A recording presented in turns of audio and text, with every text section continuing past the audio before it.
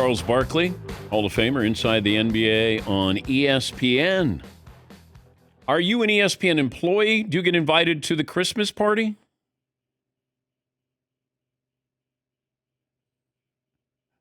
I I don't know. I didn't know they had a Christmas party. Yeah, it's a big one. Now, I don't know. You have to go to Bristol, Connecticut, open bar. I mean, it's a big deal. Well, I was talking to Matt Barry and Michael Eaves. I've actually never been to the ESPN studio. I wanted to do that before our relationship started, and I just got busy playing golf every day this summer. But it looks amazing on television, the campus.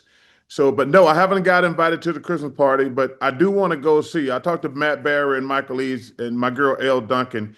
At some point, I want to get to see that studio on an off day. Not that I want to work or anything. I just want to go see it. Okay, how is your schedule? If you go there, they're going to put you to work. Well, that's why I'm gonna go during the summer, where I can there's nothing going on except football every day. I'm gonna make sure there's no basketball or anything going on. It doesn't matter. If you go in that building, you're going to be on ESPN News or 2 or NFL Live or radio. I'm brushing up on my Spanish so I can do this 4 days. I got to get ready for the Super Bowl. You guys haven't missed a step though. Seems like gang's all back together. And now, has your approach to the NBA changed at all since you're now on ESPN? No, it's been great. The guys at ESPN, Dan, I said this, and I wasn't kissing anybody's ass. I ain't gonna kiss nobody's ass. That's the best thing about having money. I don't have to listen to anybody. It's an honor and a privilege to work for ESPN because every kid grew up wanting to be on ESPN. They did. Like every kid who's ever touched any type of ball, if they're being honest, if you go on ESPN, you feel like you've made it. So it's an honor to work for them. And we've only did 3 shows, and they've been great. They left us alone. The only thing that sucked about it is in game 1 on NBC, we had a great double overtime game, which was awesome. Then the next night, we had Wemby go crazy. We had Steph go crazy for us. And we didn't even get to talk about that because of this gambling BS. And that was the only downer. But other than that, it's been fantastic. Now, I know you guys talked a little bit about it, but what bothers you the most about this investigation, whether it's the poker games or prop bets or, did anything stand out that would alarm you a little bit more being a former player, now an analyst? Well, it all alarms me first and foremost. Number one, if you're rigging poker games, especially some of the guys are your friends, that's a bad thing. But obviously, when players are out here point shaving, basically what it is, you can come up with prop bets or gamble without. Listen, man, if you're out here shaving points, that's just bad. We've all been so blessed to we make more money in 1 month than most people are going to make their entire lifetime. And all you got to do is play basketball. We're the luckiest people in the world.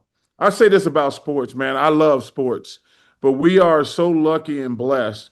We get to do something so stupid, and we make more money. Think about it, Dan. Most of us get paid. Well, back then, you get paid twice a month, and you make more money during that period than most people are gonna make in their lifetime. The money these guys are making today. And to do something, hopefully, like I say, I'm hoping all these allegations are not true. But if you did something this stupid, it's just stupid, plain and simple. Do you get in these poker games that are held outside of a casino? I'm not a poker guy. First of all, I would never gamble at somebody's house. I'm not gonna lie. Okay, I'm not gonna. Unless it's your house.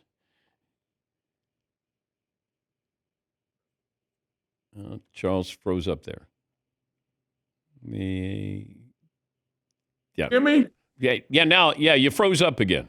Yeah. I don't believe in gambling at people's houses, and I don't go to casino. I gamble a lot, but I don't play poker. But no, I don't go to people's house and gamble, Dan, and nobody's coming to my house to gamble either. Talking to Charles Barkley, NBA on ESPN. I almost said TNT. Yeah, it's been weird. Ernie screwed. I wouldn't say screwed. He said he only did it one time. Yeah. I knew that was going to happen, but he only did it one time in 3 shows, so it's been pretty good. If Austin Reaves was let's say that Luka and LeBron weren't on the Lakers, and it was Austin Reeves' team, are these numbers sustainable for a player like that? Impossible, because he could get. Yep. Froze up again. When I last spoke to you, I asked if Austin Reeves, could he be the number one guy? Could he put up these numbers on a team? No, because they're going to make adjustments.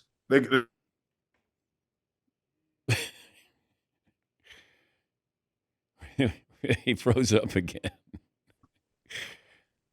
That's crazy, isn't it, Dan? Yeah. Okay. You're good now. Yeah, teams are going to start making adjustments. So his 40 going to come down to 25 or more, because I don't think he's that type of guy who's going to get 40 a night. But right now he's got like the triple yellow caution light, can shoot anytime he wants to. But as teams adjust, they're going to make adjustments on him. He's a really good player. But also, to go out there and get 40 a night is really hard. I mean, well, because nobody's ever done it.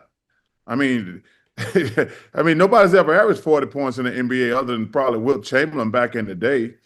But teams are going to make adjustments and make him pass the ball more, which he's comfortable with. But he's a heck of a player. Is there any basketball player's future you would trade for Victor Wembanyama's future? Well, the only question about Victor is health. There's never been a question about him playing. It's just, can he stay healthy? These guys who have these very unique bodies. I mean, and he probably got the most unique body we've ever seen in the NBA other than Shaquille. Like Shaquille, me and Kevin McHale talk about it. When the first time we saw Shaquille O'Neal, we couldn't believe how big and athletic he was. He's probably, and I met Wilt, but I never got to see him play. But Shaquille had the most unique body I've ever seen in the NBA because how big and strong and fast he was. But Victor's different because you look at Manute Bol, George Morrison, Mark Eden, guys who are like 7'3", 7'4", they didn't have this type of athletic ability. They couldn't shoot threes and dribble and things like that. So he's probably the most unique player we've had in the NBA, and we never had anything like him. If Ralph Sampson was playing today, Ralph Sampson could be maybe a Wembanyama kind of player. Yeah, but Ralph never had the dribbling skills. Well, they didn't let him. Now they're saying to a big guy, we want you to handle the ball, shoot the threes. Yeah. First of all, I forgot to.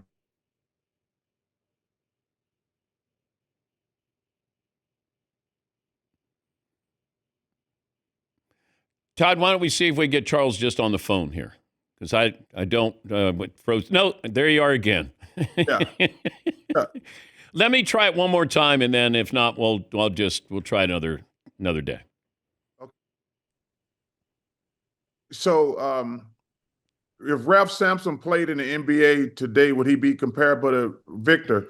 Only if he was able to dribble and shoot threes like Victor does.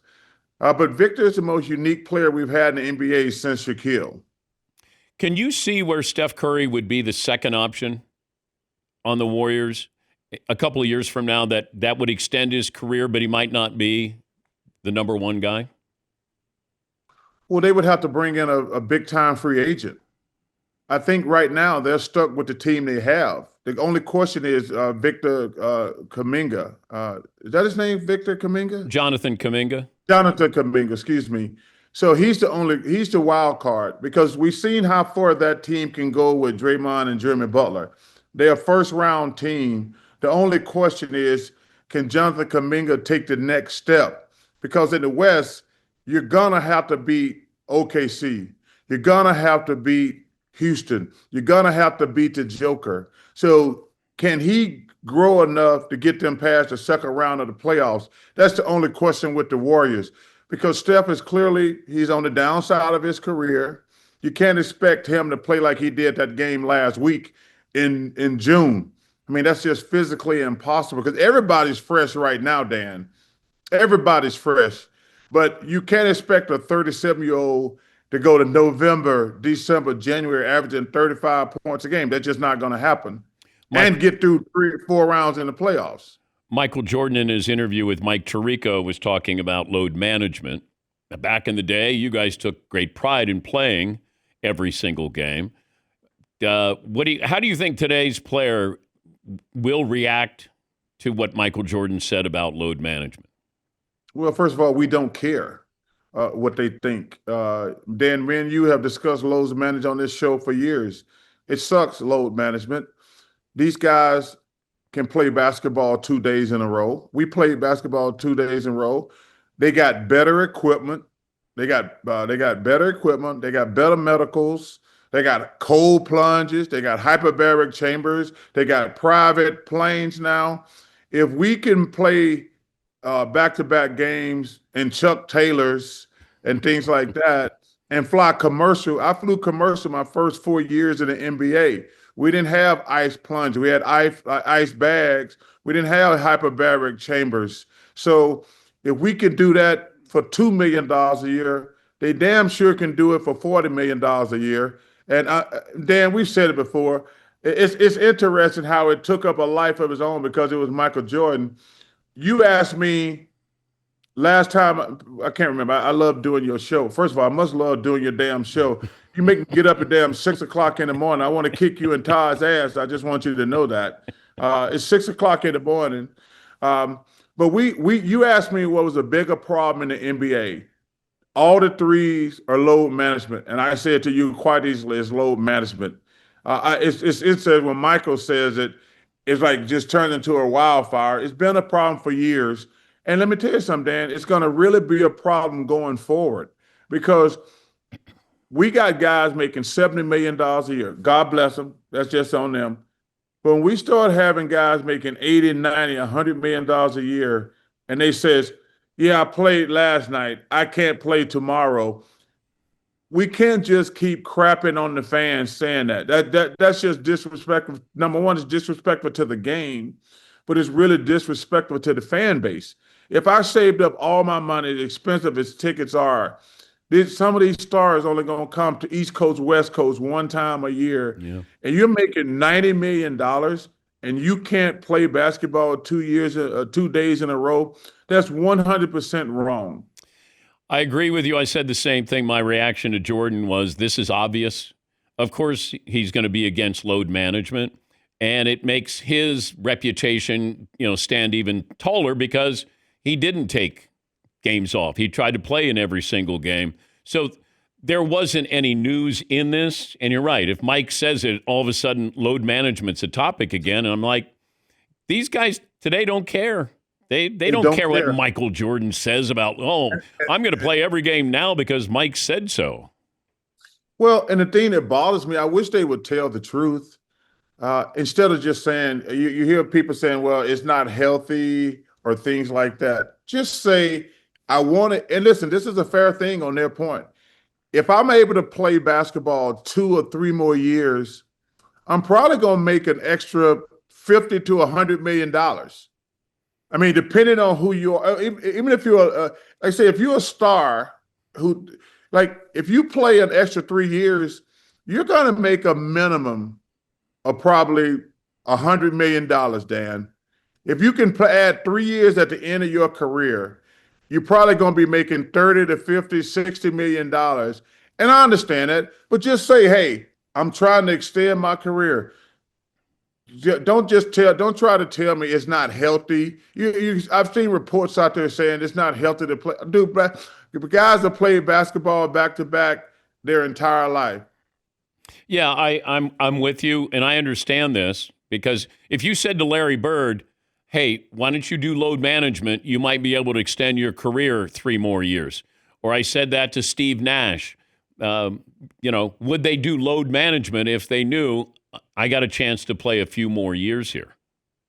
And I understand that argument. But what Michael said, man, these people only going to get to see the great ones every now and then. Like Michael Jordan, Karl Malone was only going to come to Philly one time a year. He's only going to go to New York one time a year. Magic Johnson's only coming to Philly one time a year. That's not fair. Like, yo, you got to play in New York. You got to. Can you imagine in the day if Magic Johnson had said, "Hey, we played. I'm gonna pick some crap." And okay, I shouldn't say this. I know I'm gonna get in trouble. Can you imagine if Magic Johnson said, "We played. I played in Brooklyn last night. I'm not gonna play against the Celtics the next day." Can you just think about how stupid that sounds? I played in Indiana, and I apologize to Brooklyn now. We played the Pacers last night. I'm not going to play against the Celtics tonight. Can you imagine? Well, imagine David Stern. Yeah, can you imagine if Larry Bird said, "Hey, we played the Clippers last night. I'm going to sit out this Lakers game tomorrow." Can you imagine how that stupid that sounds? You won the MVP in 1993. Yes. If I said you could trade in the MVP, but the Suns win the championship. Yeah, I would rather win the championship, but nobody can take away what I accomplished that year. It's interesting. Cam Newton, the reason why I bring it up, Cam Newton said that he would rather win the NFL MVP. Like he wouldn't trade his MVP for a Super Bowl win. Well, we all have our thing. Like I wanted to win a championship for the people of Phoenix. I've said that's my only regret, not winning the championship in Phoenix, because this is where I live. These people have always treated me amazing. Like Philly, that's no disrespect to Philly, but they've already won a championship. That's my only regret of my career is not winning a championship for the Phoenix Suns fans. But man, that year I was the best basketball player in the world. We had the best record in the world. I like these idiots. That's the one thing that annoys me about ESPN. I'm not gonna lie. They have this stupid argument every year about the MVP that Michael should have won more or LeBron should have won more. It's not who's the best player. It's the person who had the best year. It's like, because let me use an analogy. You're trying to tell me when Magic and Bird were going back and forth on MVPs, one of them was better than the other? No, it's whoever had the best regular season. But now guys like to start, like LeBron should have won. Like Derrick Rose was the best player in the world that year he won MVP. The Chicago Bulls had the best record in the Eastern Conference.